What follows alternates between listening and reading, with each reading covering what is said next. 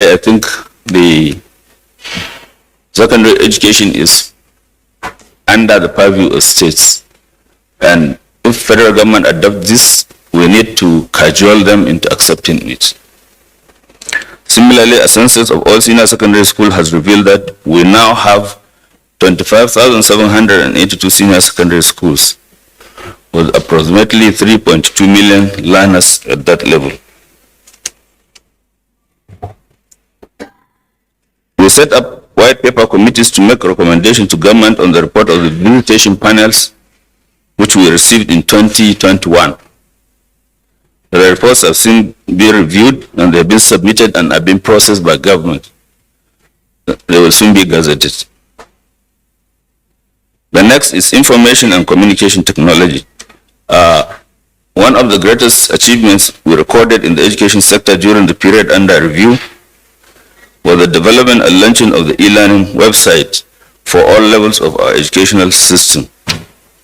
I would therefore like to use this opportunity to direct all regulatory agencies in the sector to ensure that all educational institutions under their purview interface with the ICT department in the ministry in order to develop and deploy relevant content on those seemingly seamlessly, even in the face of a pandemic or future strike or any disasters, with the rollout of 3 e-learning packages. Number 1 is Inspire for learners. Number 2, Ignite for education. And number 3, Nigerian Learning Passport. Preliminary evidence from the release of this year's West African School Certificate Examination results indicated that performance was better last year, 2021, than 2022. Anything happening there? Perhaps this could be alluded to self-paced learning opportunities provided by digital learning. And we find this very interesting, that when students are made to adopt student-centered learning processes, they learn better. Because in 2022, they had their lectures, they had their teachers, they were in class. But the result is a little worse than in 2021 when they were at home and getting it either on television or on the internet. The websites for your information are inspire.education.gov.ng, and the other one is ignite.education.gov.ng, in case you want to see what is happening there. The next area is infrastructural development in our schools. This administration has invested in infrastructural development of the education sector more than any other administration in the history of this country. It is on record that Tertiary Education Trust Fund, that the state fund, has invested an estimated 2.5 trillion in tertiary education in the last 10 years. Even though this is an intervention, I just want to note that it has exceeded even the 1.3 trillion that ASU has been asking.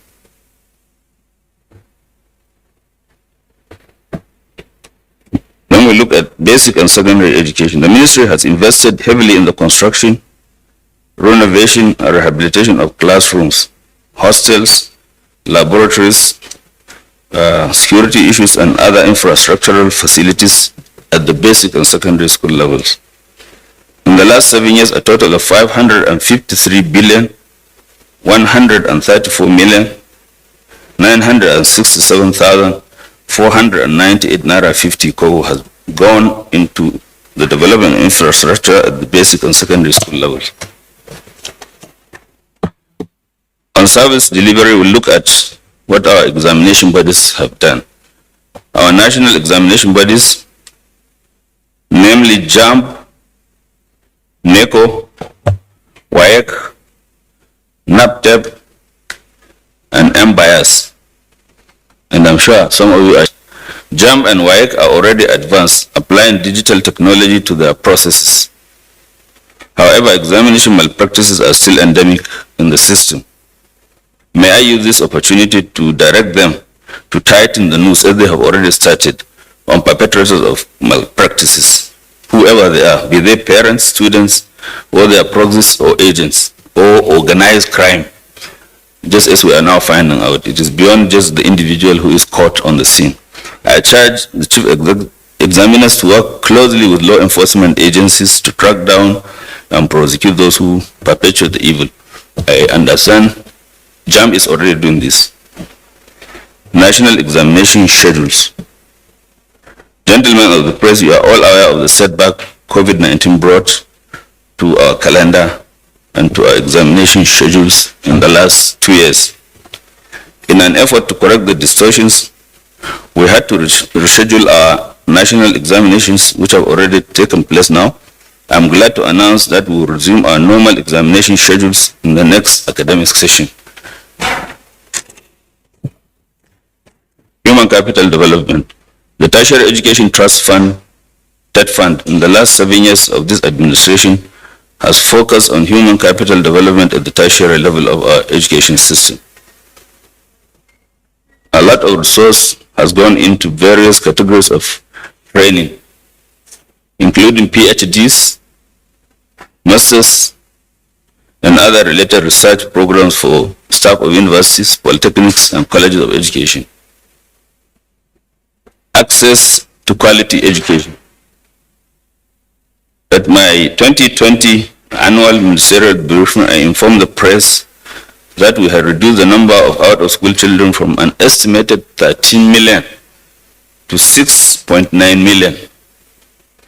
May I inform you that we have further recorded impressive enrollment in the last 1 year, especially in some of the frontline states: Kano, Kaduna, Katsina, Sokoto, Gombe, Bauchi, Adamawa, Taraba, Rivers, and Ebonyi states.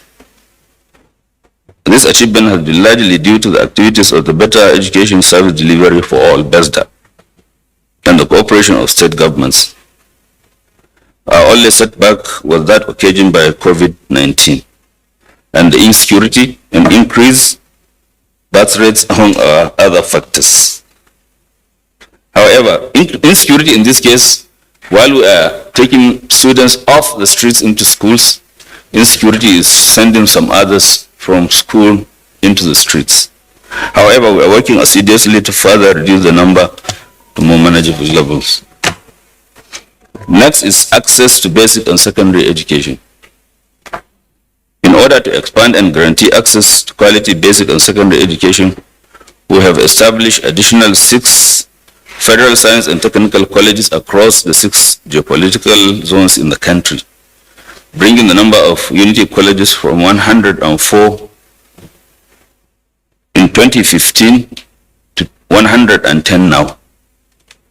And we have increased the total carrying capacity of our unity colleges within the period, that is from 2014, when it was 161,274, to date, when it is 177,274 now. The process of establishing 5 new federal science and technical colleges has already commenced. Then access to tertiary education. At the inception of the administration in 2015, Nigeria had 40 federal universities. The Buhari administration has established additional 9 universities, bringing the total number to 49. Similarly, we met a total of 39 state universities. Since then, we have licensed additional 16 universities, bringing the total number of state universities to 55. And the total number of public universities now stand at 104. Similarly, we have licensed a total of 50 private universities, and this is more than any other administration has done within the same period in the entire history of Nigeria. As of 2014, the country had 49 private universities. Now we have 111, more than that in the public sector. Together, therefore, Nigeria today has 215 universities. In spite of these laudable efforts in ensuring unfettered access to university education, the challenges posed by illegal universities, or degree mills as you call them, still persists. As I speak, the NUC has identified at least 70 illegal universities in the country. And I'm telling you that we are going to make sure that they stop operating. Some of them already have. There are full lists, you'll find them in the 2021 ministerial briefing that I gave. Polytechnics and allied institutions. As of 2014, Nigeria had 24 federal polytechnics. The Buhari administration has established 12, bringing the number to 36. In the same vein, we had 41 state polytechnics in 2014. 7 have been added, bringing the total number to 48. And we had 7 private polytechnics as at 2014. This administration has licensed 41 private polytechnics, bringing the number to 48. In terms of carrying capacity, federal polytechnics had 60,800 students in 2014. Today we have 63,700. And the current capacity of state polytechnics stood at 52,480 in 2014. Today it stands at 60,880. In colleges of education, at the inception of this administration, we had 21 federal colleges of education. We have established additional 6 colleges in the last 6 years, bringing the total number to 27. We have also inherited 46 state colleges of education in 2014.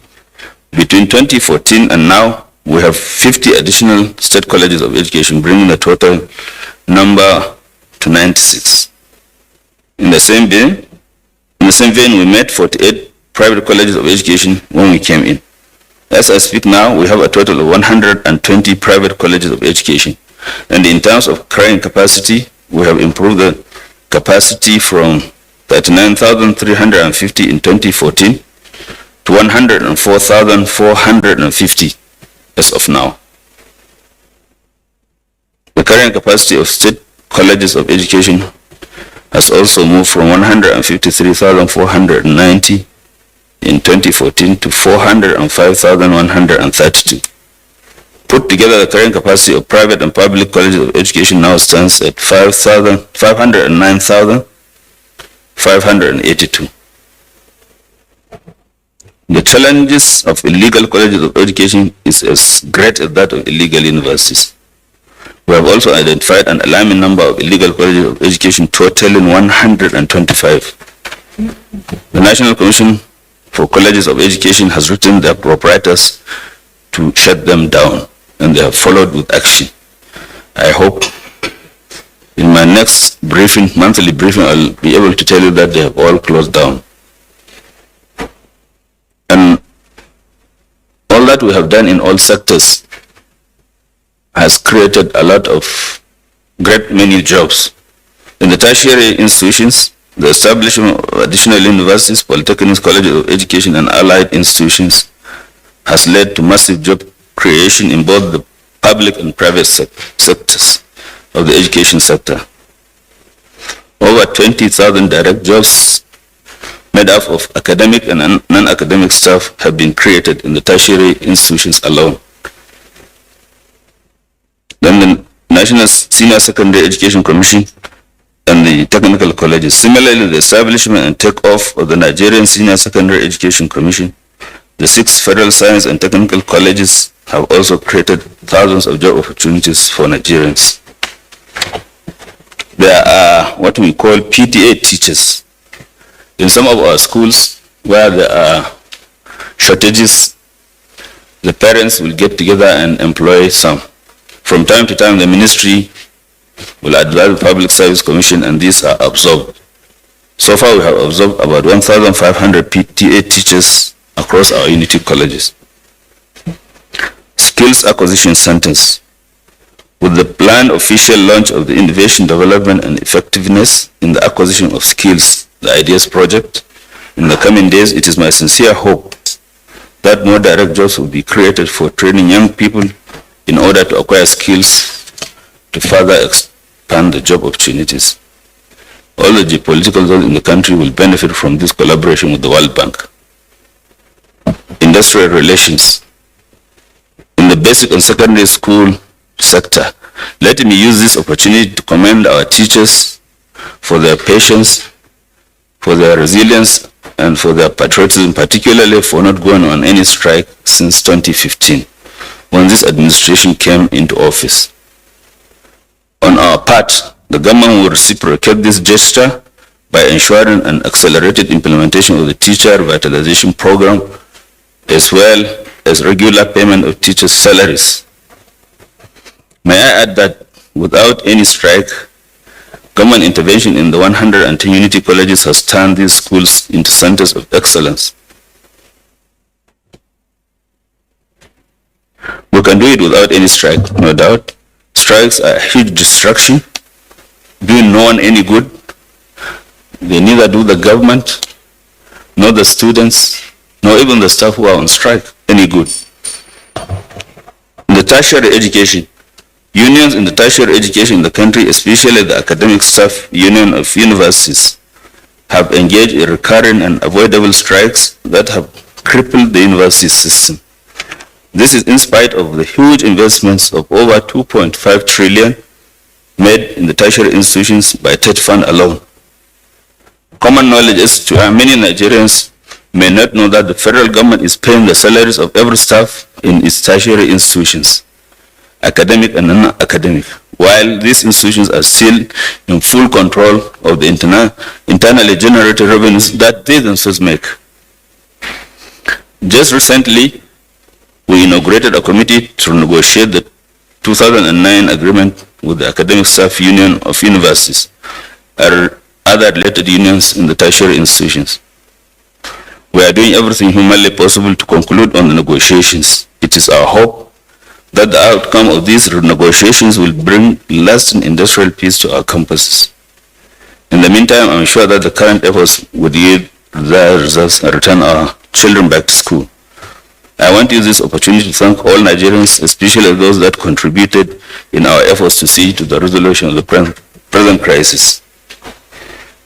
The implementation of the sector blueprint is on course. In the last 7 years, we have undertaken massive physical development of infrastructure, ICT development at all levels of our educational system, establish new institutions, improve carrying capacity of our institutions, expanded access to quality education at all levels. Steps are also being taken to accelerate the implementation of the 2020 presidential approval for the revitalization of the teaching profession. The government of President Muhammad Buhari has expended a total of 6,300,947,848,237 naira in capital and recurrent expenditure in the education sector in the last 7 years. That fund are amounting to 2.5 trillion, and for you back 553,134,967,498 naira in capital investment. We must also note and appreciate a huge investment from states and the private sector at all levels of our education system. We will continue to improve on the implementation of the strategic plan all through 2023 for the overall development of education in Nigeria. We will continue to create the necessary enabling environment to attract more private sector investment in education. By the grace of God, we are going to hand over a better education sector than what we inherited. And ladies and gentlemen, I want to thank you. I know this is comprehensive enough. You don't have any questions. Good morning.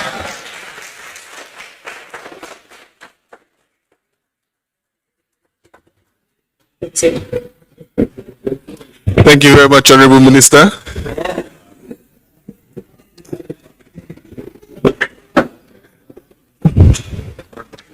As comprehensive as your presentation is, I'm sure we'll have loads of questions.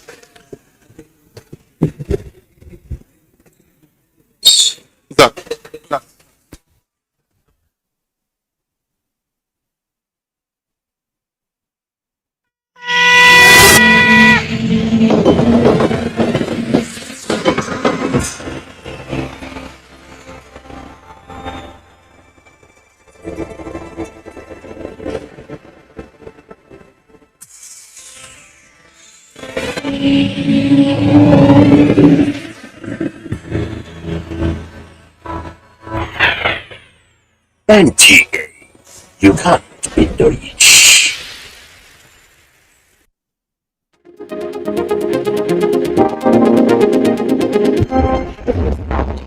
Is a mustard seed. Then nurture it, water it, grow it into that tree in your rainforest. And she already stands in front of you and must listen to the picture. Social issue in our society. There are certain things you take that is good for you, at the same time there's a bad side. Yeah.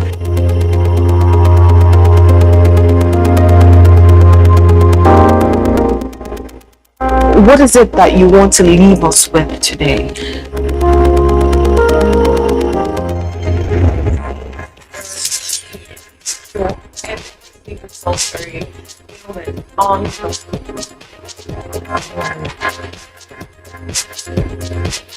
Our reality with Sky, 10:30 a.m. every Monday, and it repeats at 12 midnight.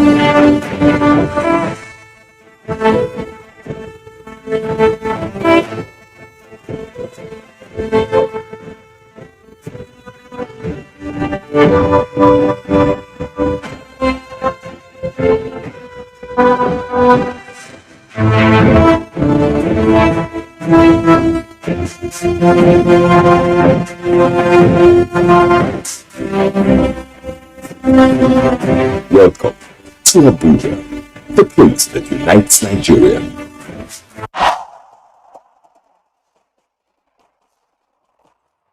Issues in the sports sector remain one of the most debated among Nigerians due to the passion, followership, government involvement's impact on Nigeria's external image and our national life in the sports parliament. The NTA offers Nigerians deep views on issues with experts in the sports sector, offering in-depth analysis, insight and foresight towards elevating Nigerian sports to the zenith of the floor of the sports parliament. Sports Parliament, a unique platform for sports discussions, showing live on the NTA. Keep a day with the parliamentarians. Who else have it?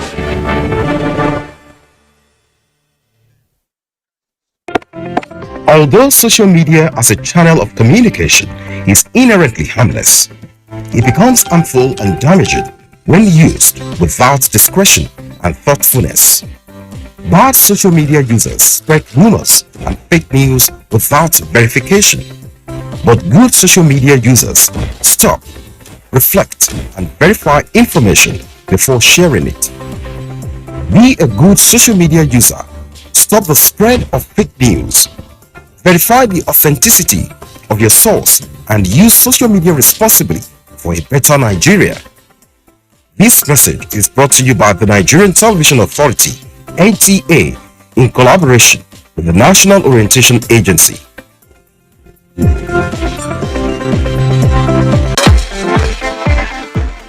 From dusk to dawn, 24 hours a day, NTA International is with you in your living room, office, everywhere and anywhere. We provide the company you desire in terms of balanced and up-to-date news, programs, and the best of entertainment. Tune in to DSTV channel 251, GoTV channel 91, Freeview UK channel 264, or you can download www.visiontv.co.uk. App for iOS or Android. You can also see us on Facebook and YouTube for quality content on the go. NTA International, Africa's window to the world.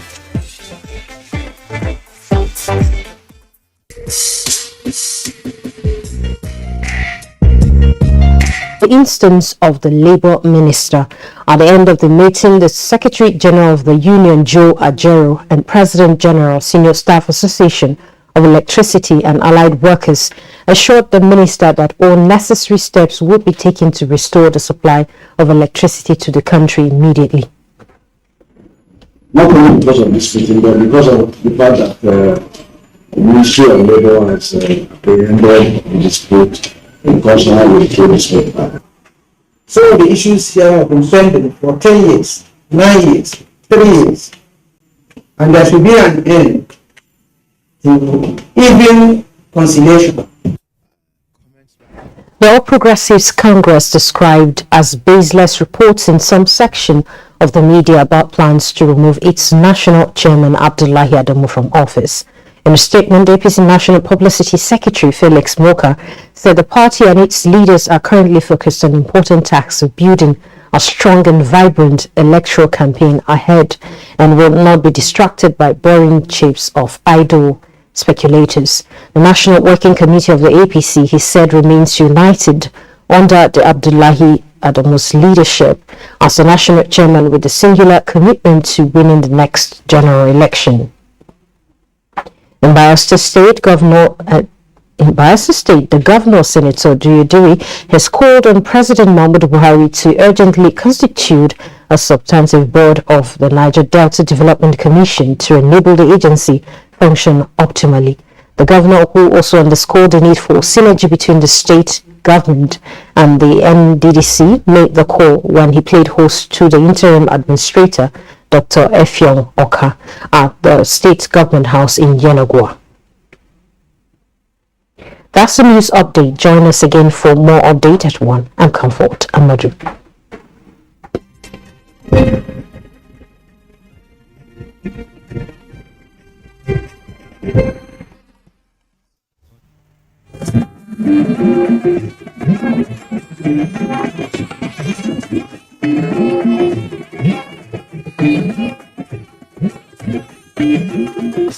This is the network service of the NTA.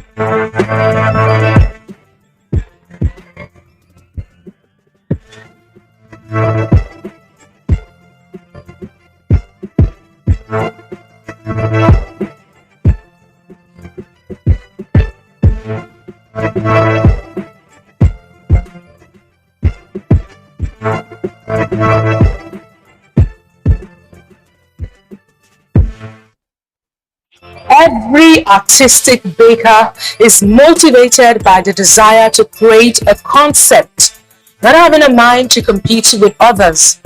And if you're exceptional at what you do, you can't be ignored. This is Baker's World on the network service of the NTA, your #1 baking show on television. I'm glad to have you join us. I am Funke Oyele.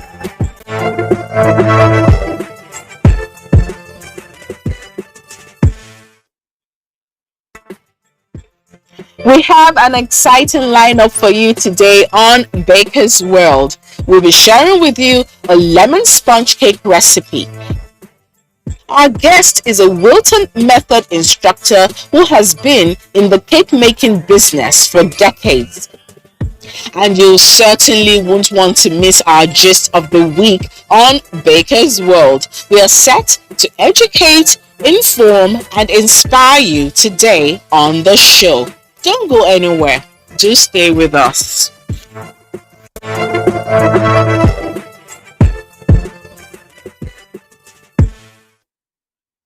Guest baker is a resourceful, calm, and super creative cake artist. Ibironke Adelokun is an indigene of Okitipupa local government area in Ondo State. She was born on November 30th. Ibironke Adelokun is a graduate of catering and hotel management from the Yaba College of Technology, Lagos in 1999.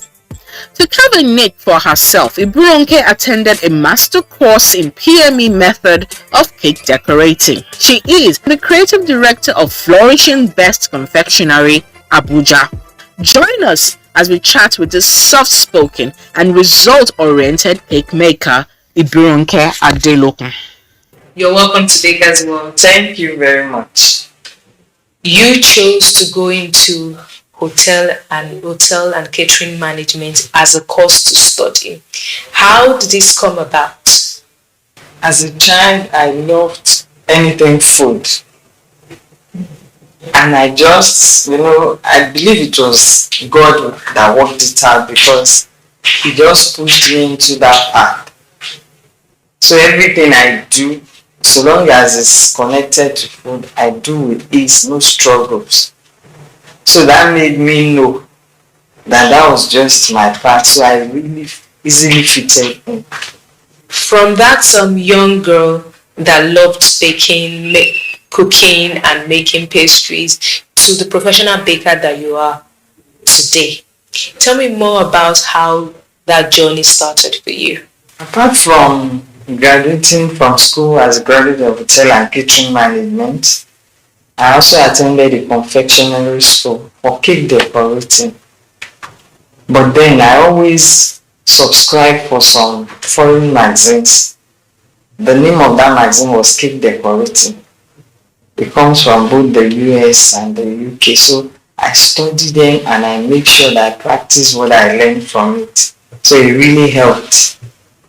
Let's talk about food safety, because I attended one of your events where you talk about food safety and the importance. Now, for those who didn't attend your event, tell us more about the importance of having good knowledge of food safety as for people who are in the food making business. Yeah, thank you very much. Food safety is one of the very first things anyone that will handle food must have good knowledge about, because as you see food, with a good knowledge of food safety, a lot of sicknesses and diseases can be prevented. It won't even happen. Some of us you just handle food.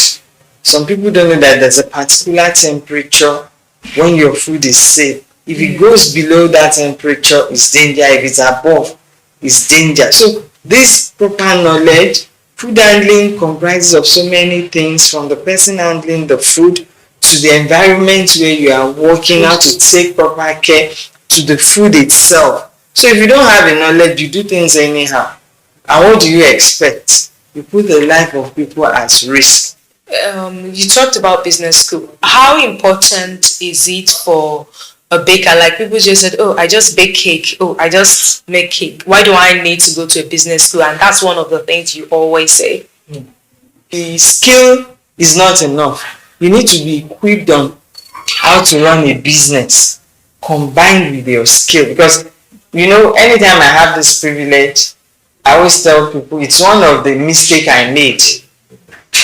As a startup, I didn't have a knowledge of business. I had the skill, but I didn't have the knowledge of business, which sort of slowed me down in the course of running business. Because without a proper business knowledge, you can't run any business successfully. What would your advice be for that young person out there that wants to become a professional baker and is thinking, where do I start? Where do I begin? What tools do I need? Where do I get money? How do I start? What is your advice for that young person? When you have the skill for a business as like cake making, which is what we are talking about. When you are equipped, you have your skills, you are able to know your areas of strength. What you do with ease, that is easy for you. So that guides you on what equipment do I need to invest on. And you don't have to set up the whole room in one day. Your skill, that great knowledge you have, will be the one to be buying your equipment for you as you progress, as you work. But you can always start with something little that you have. And like I always tell people, especially as a beginner, when you are buying equipment, don't buy an equipment that can only solve one problem. Before you invest in an equipment, it should be something that can do 3, 4, 5 things for you. One equipment. So that way you can grow and equip yourself in the course of the profession. Thank you so much. It's really been a pleasure having this conversation with you. Thank you so much. It's a privilege to be here.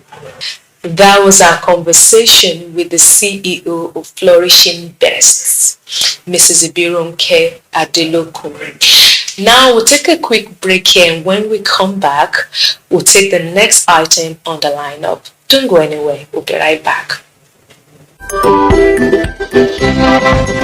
Hello people, this is NTA Bakersworld. Keep watching, stay tuned for the latest trend in the cake industry and the sugar crop world. Catch ya, stay tuned and stay glued.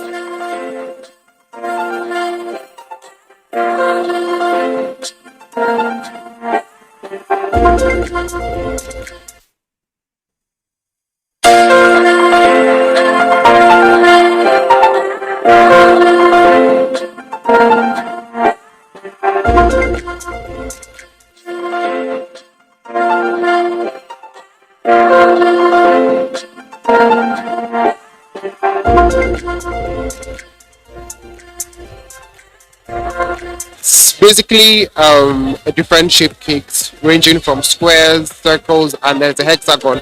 But the hexagon is placed the other way, not the regular up sideways. It's the downside up. I think it's the new trend that is currently in vogue that people are doing, like the flip sides of cakes. So I tried to infuse that into like a regular wedding cake. Top side forward. If you could see this is supposed to be the top of the cake. That's supposed to be flat, but now it's facing forward. So we brought the base to the top. So now it's not now the regular hexagon that it is. It's now a hexagon that is facing forward. I was looking for something outside the box, and I guess this was, in the short period of time I had, this was the best I could come up with.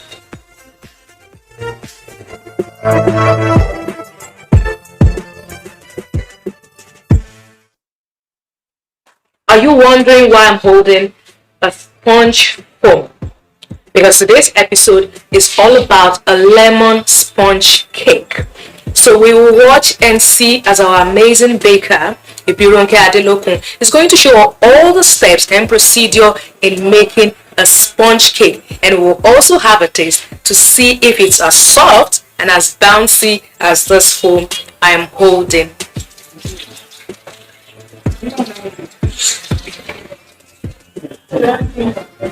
Today I'll be taking you on how to make lemon sponge cake. And you can see I have my ingredients ready here. To make the lemon sponge cake, you need the paddle attachment. Fixing my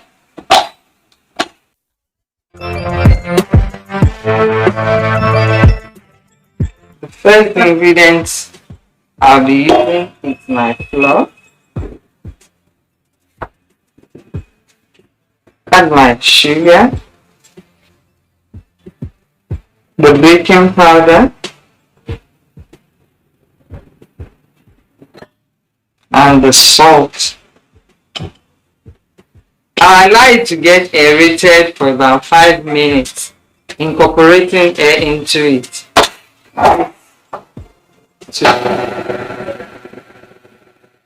Margarine should be at room temperature. I'm softening my margarine now to ensure that there are no lumps. I'll be dropping my margarine. Carefully, you don't dump into the dry ingredients. You carefully lower it into your flour, adding my egg to the mixture.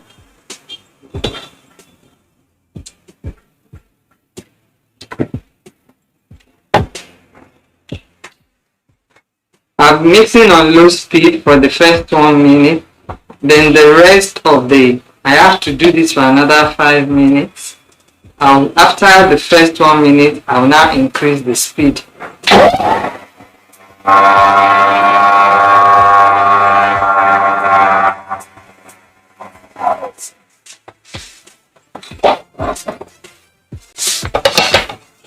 Now I'm going to scrape down the side of my bowl to ensure that everything is properly mixed. We are going to leave it for another 2 minutes.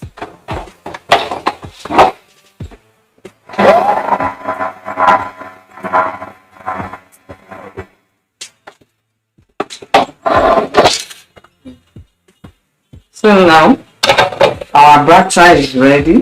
I'll be adding the lemon, which is the back of the lemon, the zest, my lemon juice, and coconut flavor.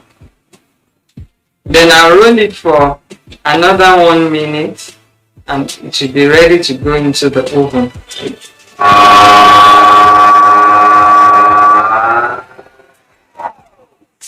So after your batter is properly mixed, this is what you're going to have. A very smooth and silky batter.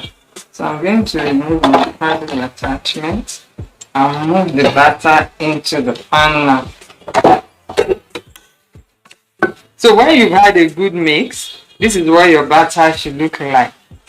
Why I love making this particular recipe is because it's fast and easy to make. You can see in less than 10 minutes, we have everything set. Now it will be going into our pan. But another thing I'd like to tell you, you can also make use of your blender jar. Just this way we follow the procedure.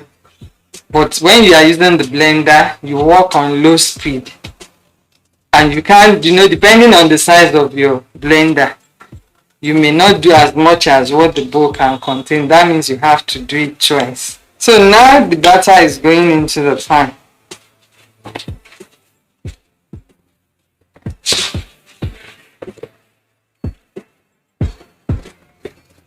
You can also sprinkle your lemon rind over your batter before it goes into the oven. And this is what we have.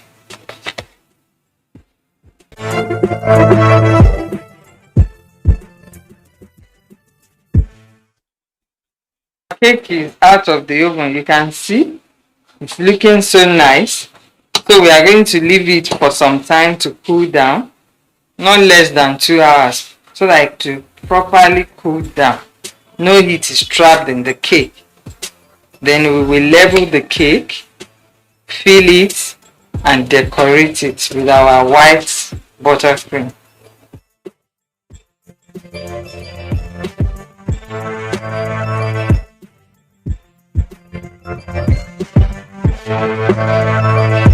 To make the white buttercream, here are my ingredients: my white vegetable shortening, my water, into which salt has been dissolved, and the icing sugar.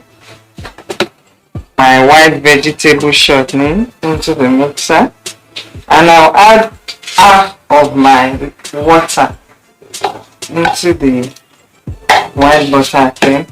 So I'm going to allow it mix for about 3 minutes so that it will be properly softened before I'll add my icing sugar into it.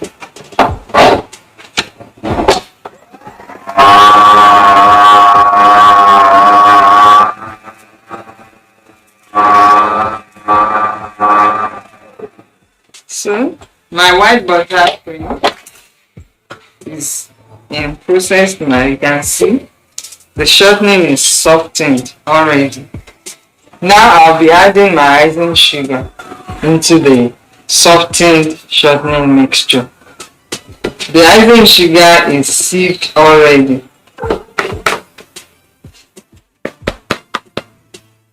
I would like to mix for another 3 minutes.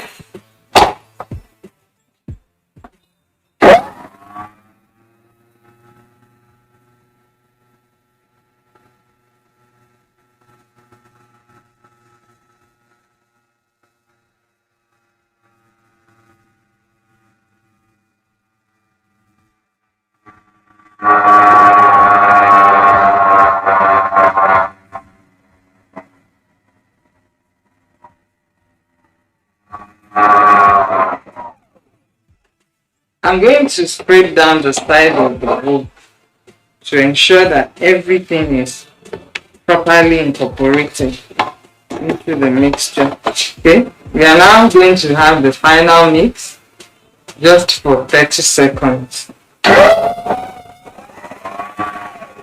Now our white buttercream is ready.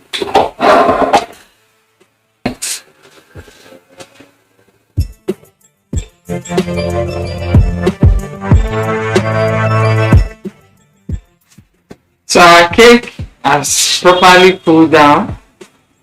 We have leveled the cake. We have filled it. So now we are going to crumb coat. That is sealing up the crumbs. I have my white buttercream here, which I have reconstituted to be spreadable. So I'm going to start by spreading this all around the side of my cake to seal in the crumbs. Just take a little quantity to do the sealing process.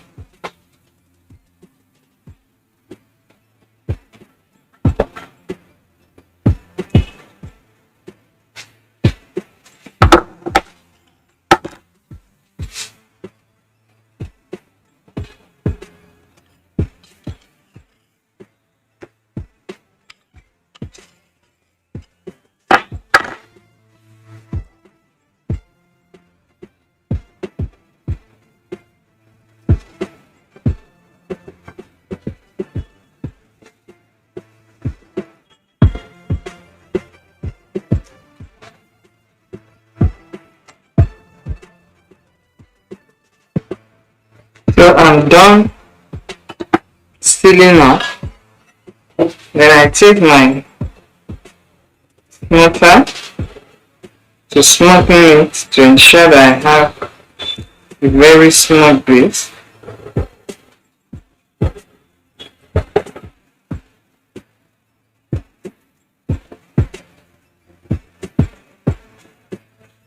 Now we are going to keep this in the refrigerator for 20 minutes.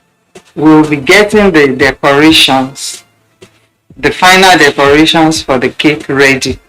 So we'll be piping flowers, still using our white butter cream. I already have some colored.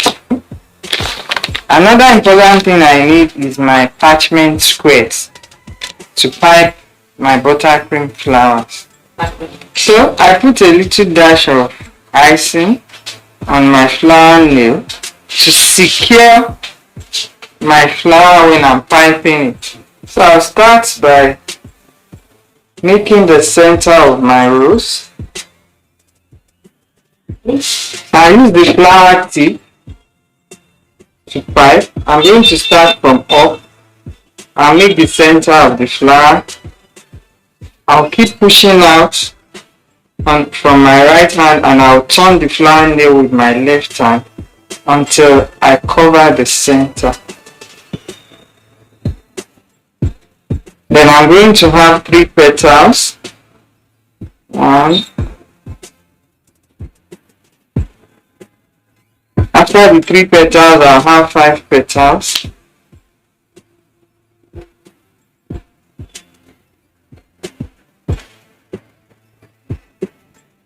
And after the 5, I'll have 7. So I'm going to take this off carefully using my palette knife and I'll place it here.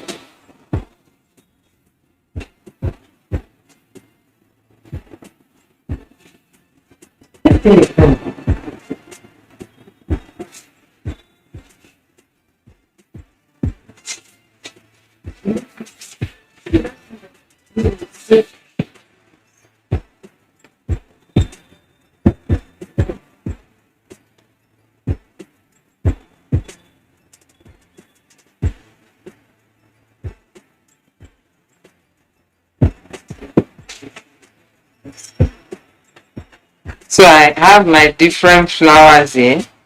I have the rose and I have the blossom. Our cake is out of the refrigerator. It's now time to do the final covering. applying our white buttercream. So I spread it out.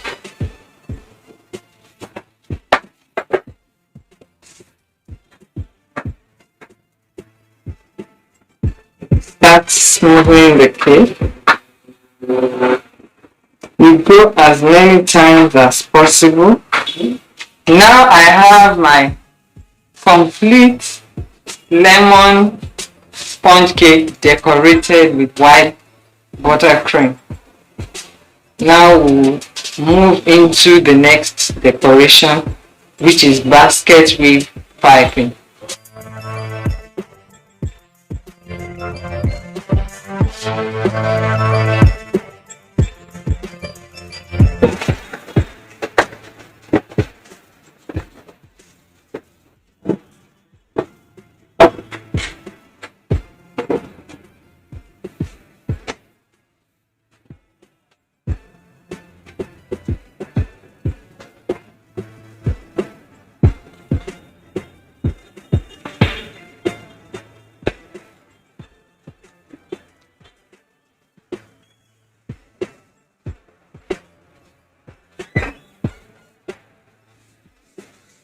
I'm going to give an elevation in the center. So the flour is set. I'll dip my palette knife in corn flour to lift up the flour fancy. I'm going to work mixing the colors together.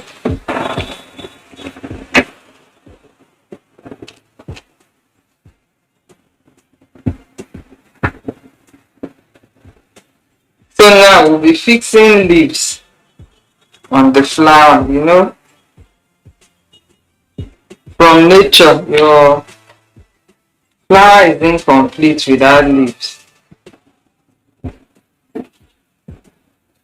I present to you our lemon sponge cake decorated with white buttercream with basket design filled with flowers.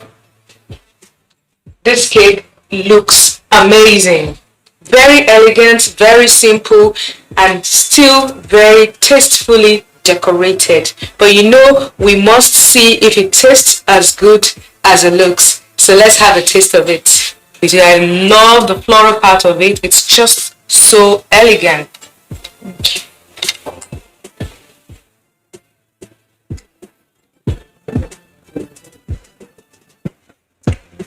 A sponge cake. The beauty of this cake is all about the texture. Do you know, we're talking about the spongy feel of a sponge cake. I love this cake. You've done a wonderful job. And you know, this recipe is also very flexible. If you want to try something like this, you don't need a big, huge mixer. Just like our baker said, you can always use a blending machine and it will give you the same consistency like this.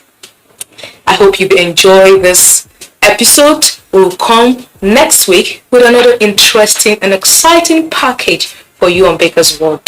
For your comment, feedback, participation, you can reach us on all our social media platforms: Facebook, YouTube, Instagram. It's Baker's World on NTA. I am Funke Oyele. See you next week.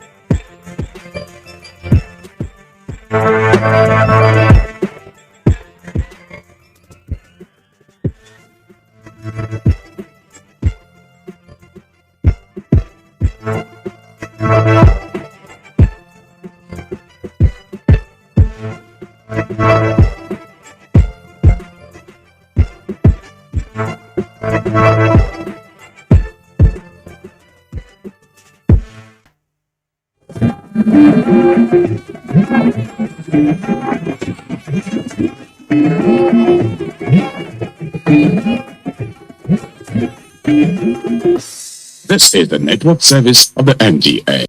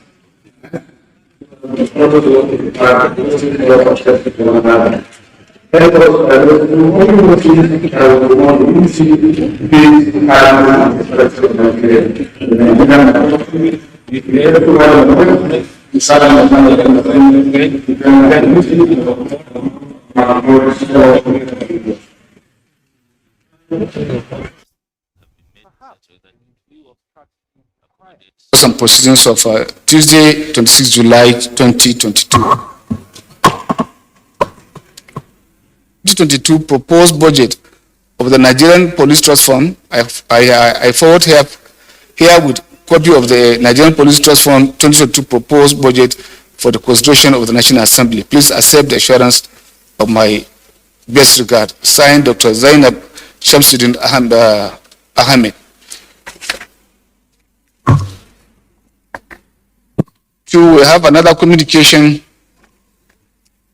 on the appropriation of the field enactment bill, which was received, and the amendments that are supposed to be done. Last but not the least is the work on MTF, which have commenced. With this, we want to commit the three work to the various committees of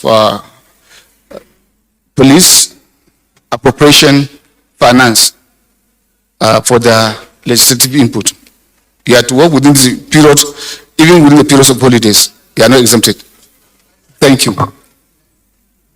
Any member who has a petition to present to the House may please rise to do so. Yes, Honorable Shogun. Honorable Mr. Shogun is my name.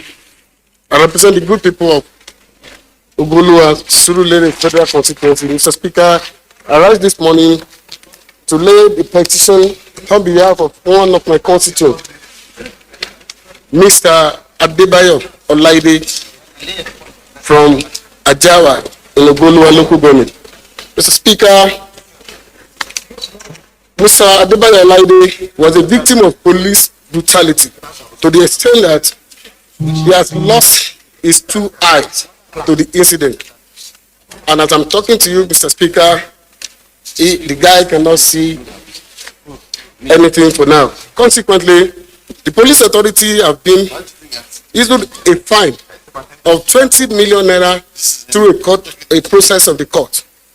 The police appeal against the judgment, and at the appeal, Mr. Olaide Adebayo won the appeal again.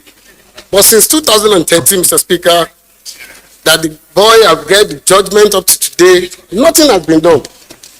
And many ministries, including Ministry of Justice, wrote a letter in favor of the boy to the police.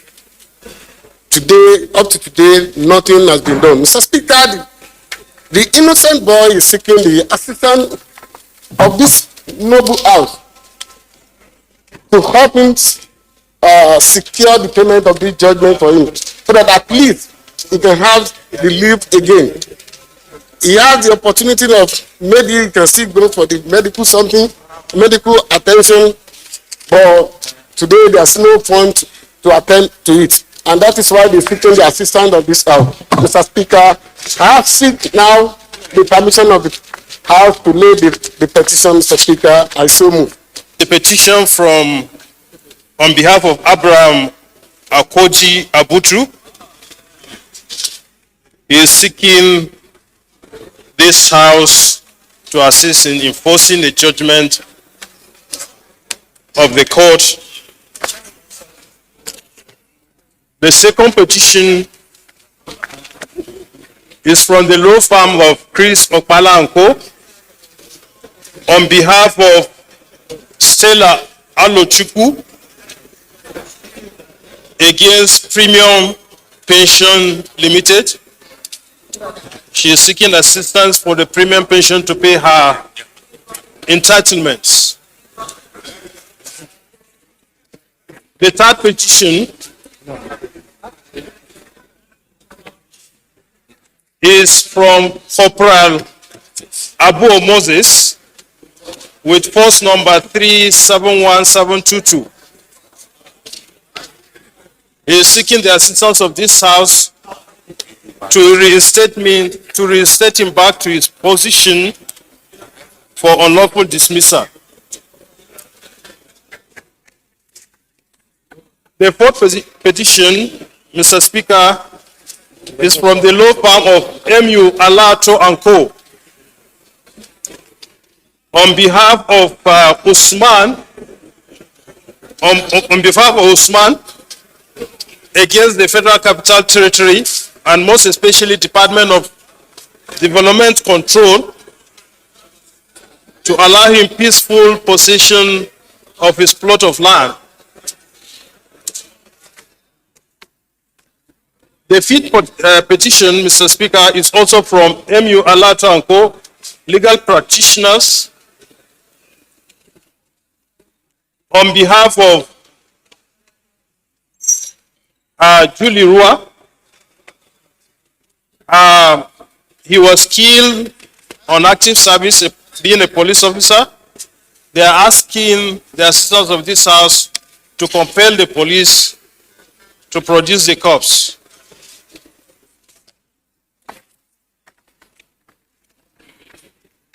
The next is petition, Mr. Speaker, is for JustCon Nigeria Limited on unlawful termination of employment of Chukwudi Joshua Osai. He is seeking the assistance of this House to reinstate him and pay him his benefits. The next petition as well is also from JustCon Nigeria Limited against Ajib on behalf of Umo Iwele Abotu Community Development. They are being marginalized, and also there is degradation of environment. Mr. Speaker, the next petition is from the Joint Unions Academic Staff of Research Institution. They are bringing this petition against the emergence of Dr. Mrs. Enwezo as the Director General of the Institute of NITR Kaduna.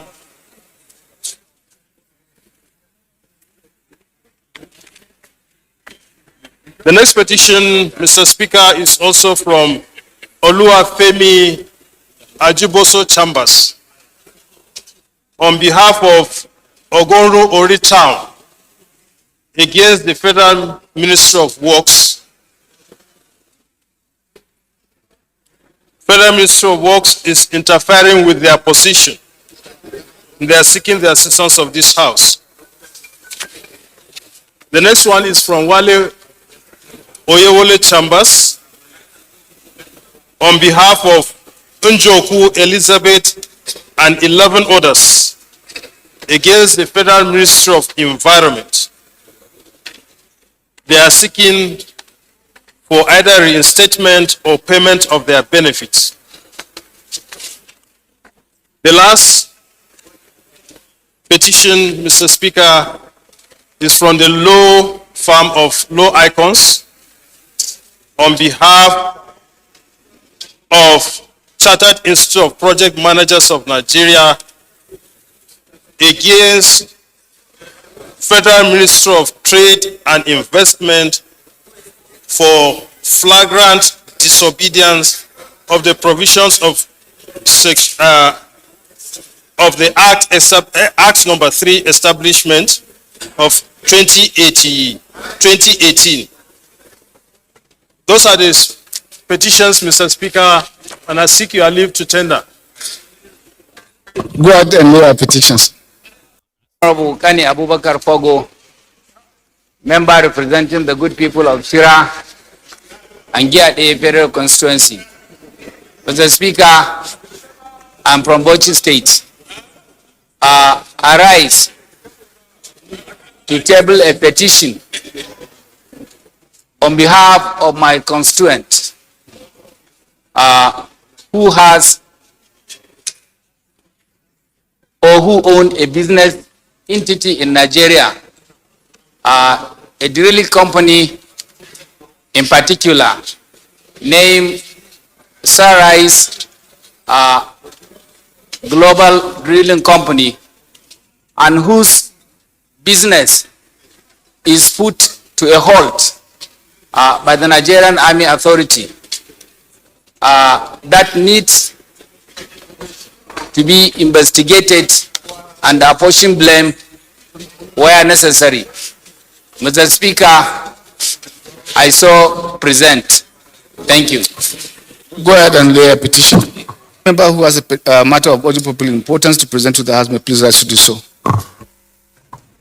Thank you, Mr. Speaker.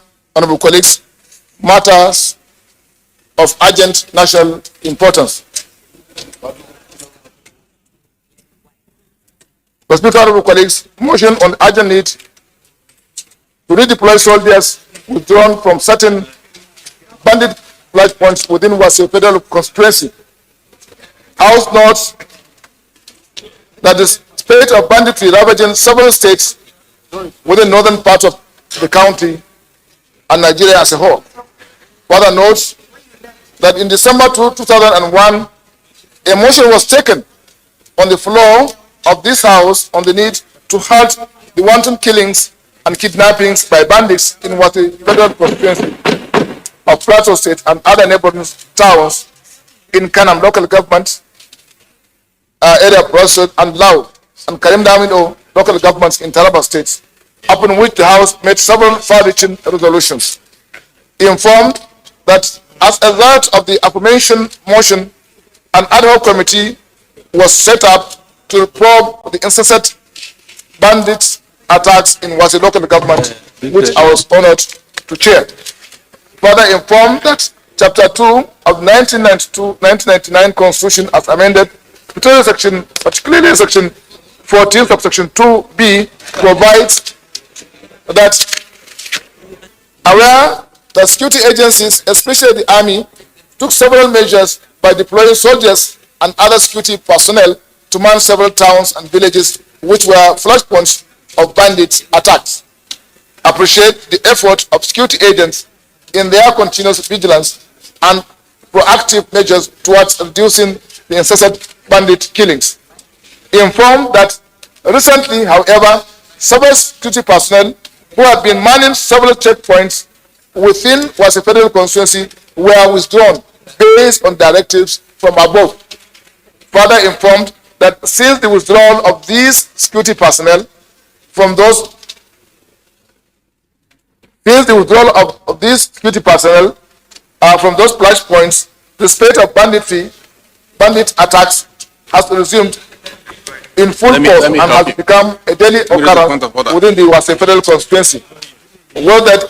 Worried that if these security personnel are not redeployed back to these positions immediately, many lives and properties will continue to be lost, as several persons have already been either killed, kidnapped. Point of order, Honorable Platter.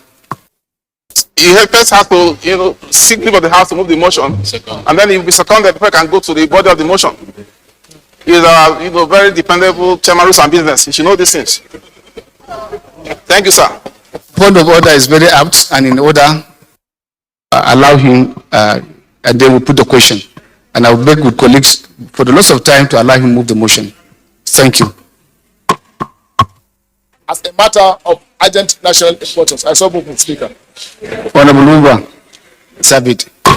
I believe Honorable Plate have also already presented a motion. Do we assume so? The army took several measures by deploying soldiers and other security personnel to man several towns and villages which are flashpoints of bandit attacks.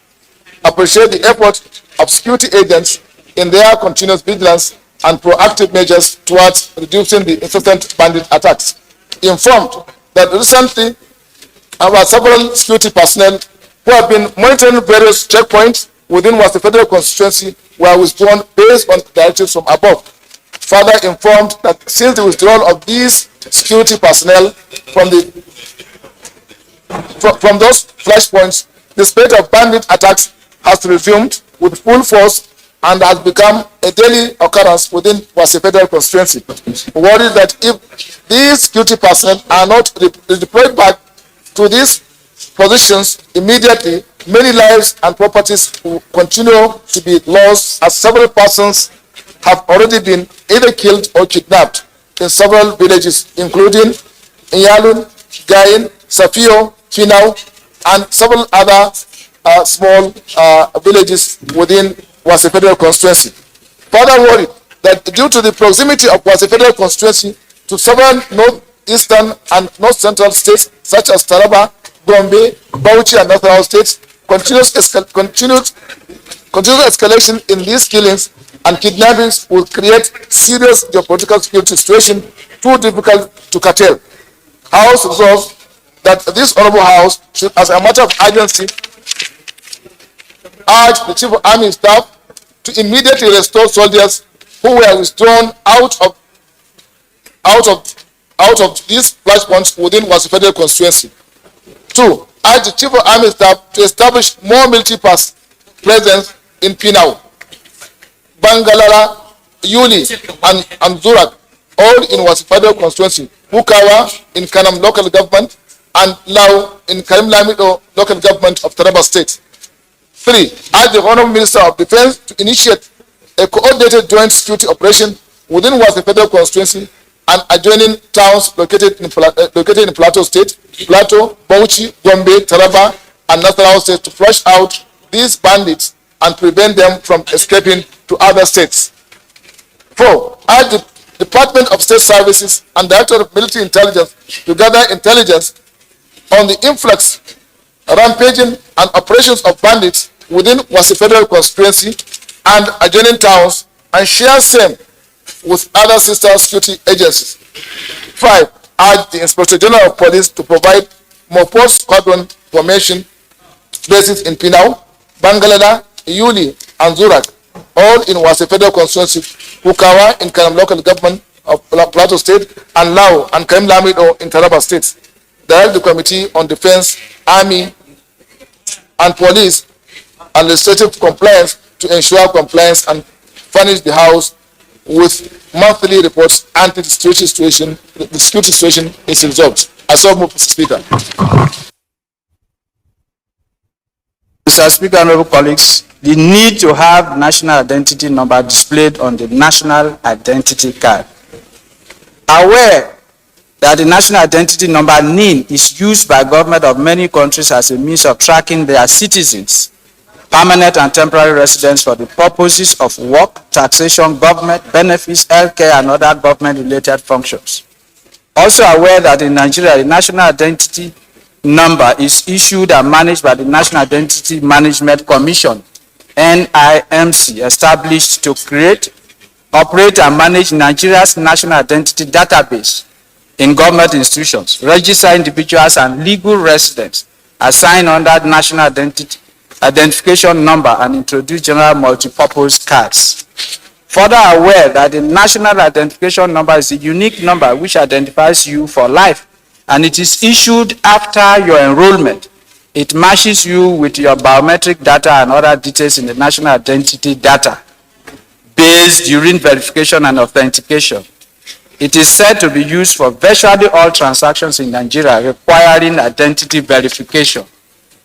Also aware that the National Identity Management Commission began enrollment exercise in September 2010 and started the issuance of a multi-purpose identity card in 2013. And only recently, the Commission has started issuing a digital ID card, which displays only the name, age, and nationality of the holder of the ID card without displaying the NIN number. Informed that a look at the face of the national identity cards issued by the Commission reveals that the Commission neglected or failed to include the national identification number on the face of the ID cards issued by the Commission. This has brought untold hardship on the citizens who, in a bid to retrieve their NIN via short codes provided by telecommunication service providers, still have to pay for services or service charges.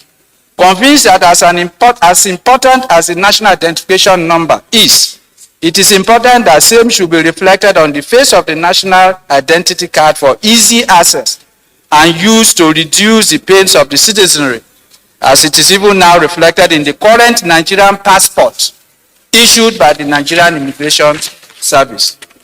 It resolves to urge the National Identity Management Commission to redesign their further national identity cards to be issued by the Commission to carry or reflect the national identification number NIN. And 2, mandate the House Committee on Interior to ensure compliance. I so move, Mr. Speaker, honorable colleagues. Thank you, sir. Seconder. Yes, sir. Kison Promise TK is my name. I represent the good people of Eleme, Oyibo, and Tai Federal Constituency. Mr. Speaker, honorable colleagues, I rise to second the motion as probably moved by my colleague, Honorable Fred Abadi. I still second. Say nay. That's it. We still have one motion under matters of urgent public importance. So I will beg the chairman of rules to plead with the House to suspend our rules to enable us to take the third motion. Those in favor of the motion say aye. Against say nay. That's it. Honorable Numa, go ahead and present a motion. Other motions adopted include the need to address looming food shortage as raised by Rimandi Shaulu. The House notes that the world generally is apprehensive of an impending massive food shortage and possible famine this year. Notes that while the current impending food shortage is directly related to the Ukrainian-Russian war, which has impacted negatively on the supply of grains and fertilizers, while some other areas have remained under armed conflicts. Note also that next to petroleum products, Nigeria's highest import bill is on food, which is becoming costlier around the world, and our economic outlook, especially the debt-revenue ratio, may not be able to support the needed massive importation of food. The House notes further that a recently released central bank report showed that Nigerian food import increased by 45% to 2.71 billion naira in 12 months in 2021. The House is aware also that various reports by different multilateral organizations and international NGOs show that a very significant population of Nigeria will face acute food shortage and possible famine in this year 2022. Aware also that so far the attention of the international community is directed at the dire needs arising from the conflicts in the Northeast, which has been made pledges and donations. Concerned that Nigeria is number 152 of the 188 countries surveyed on the Human Development Index, and at least 110 million people, or possibly 60% of the population, live below poverty and will be subjected to untold hardship without support. Further concerned that the UNCHR has alerted that 14.5 million people in Nigeria today are faced with food insecurity. Cognizant of the fact that it has been established that the major driver of food crisis around the world has been conflict and insecurity, as 60% of all the world's hungry people live in areas affected by armed conflicts. Communities have abandoned their farms and are seeking refuge in urban centers and internally displaced persons camps, and concerned that should no proactive actions be taken now, the impending hunger and food shortages would worsen Nigeria's security situation. The House therefore resolves to urge the Ministry of Humanitarian Affairs, NEMA, the Presidency, and the Ministry of Agri to begin to make arrangements to mitigate the emerging food challenge. And two, to mandate all the agri-related House committees to interface with the appropriate ministries and agencies, as well as international development partners, to begin the process of establishing and implementing protocols to manage food resources and mitigate the impending food. Those in favor of the motion say aye. Against say nay. The ayes have it. Explanation first from Honorable Comrade Mohammed Ali Uddin, who represented the House in the dialogue with Labour as they came forward today to present their issue. Can you please rise to brief the House? Senior Comrade Mohammed Ali Udil. I represent Udil Garko Federal Constituency, a speaker from Kano State. The Speaker, by the mandate of the leadership,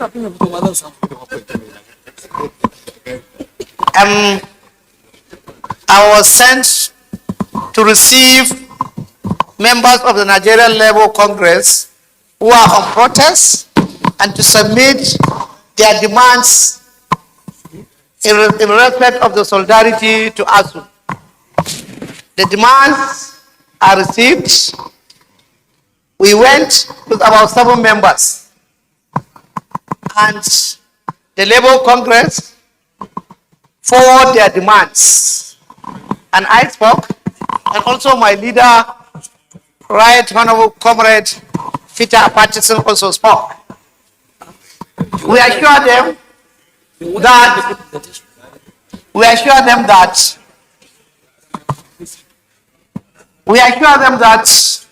National Assembly, more especially House of Reps, is the last bus stop of a common man.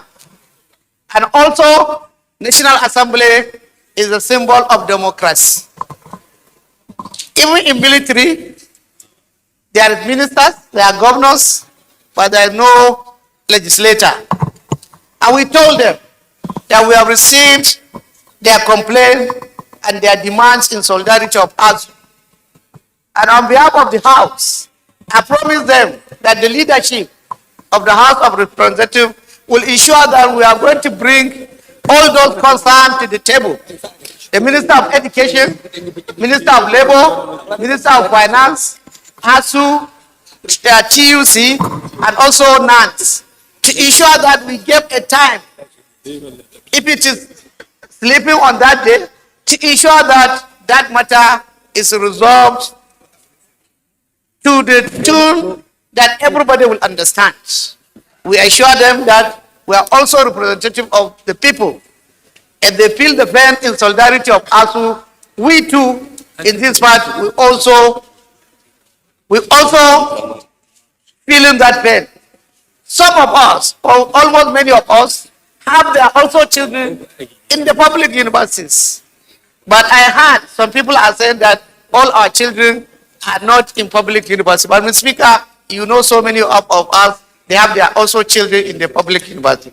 But so that be, we assure them that this matter they brought, that we are going to look at it. Mr. Speaker, part of the demand also is that they want autonomy of local government also to be included, so that our local government can also function, so that they are saying that the state government, you understand, to hear state assembly member, state assembly to also keep to our resolution or to our passing of the local government autonomy, and which they said about only five other about legislators in the state passed the local government authority. So, Mr. Speaker, they did the rally peacefully, we addressed them peacefully, and they left peacefully. So, Mr. Speaker, and they even commended, more especially the House of Rep, but by attending to them quickly, even before the Senate. So, Mr. Speaker, they commended us, they salute us, they send their demand to us. The demand is on my clerk. Immediately after now, it's going to be sent to you for further legislative action. Thank you very much, Mr. Speaker. Thank you, respected colleagues, but we appreciate the work done by Comrade Engineer Ali Udil and the members on behalf of the House, and with assurance that by the grace of God, leadership will wade into it and act promptly, and we are going to do justice to all their demands. Thank you very much. I believe Comrade Goro was alongside with you. So thank you for the good work, and may God continue to guide us. Thank you.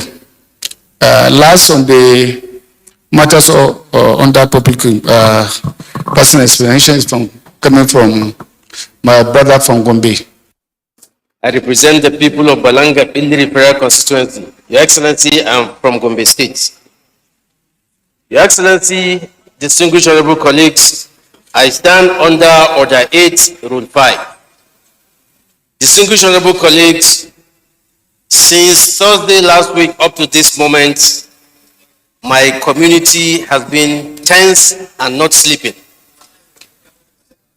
Why? Because of bandits, bad people, and thieves.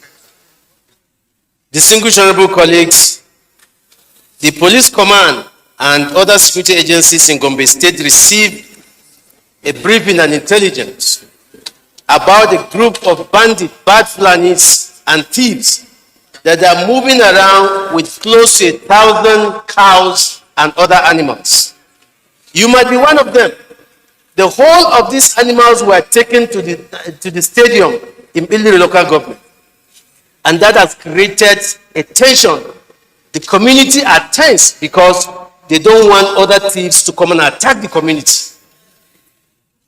Honorable colleagues, I spoke with the Commissioner of Police, I spoke with the area commandant, I spoke with the DPO.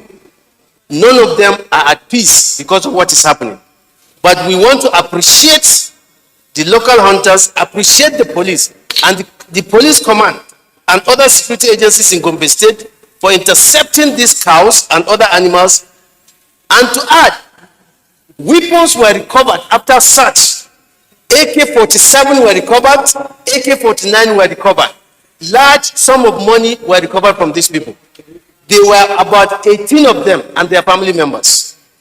Distinguished honorable colleagues, there could be bad people here and there. We want to appreciate the work of these intelligence officers. Why these thieves decided to come to the blessed and sacred land of the Tangane people in Balanga, in Iliri local government, we don't know why. But they were arrested there. They are now with the CID. We want to thank them for the work, especially security agencies. I want to pray that the Inspector General of Police to improve the security in Iliri local government, because when their friends and other bad bandits will not attack Iliri local government because of the arrest of these other ones. We want to ask again that the security agencies right now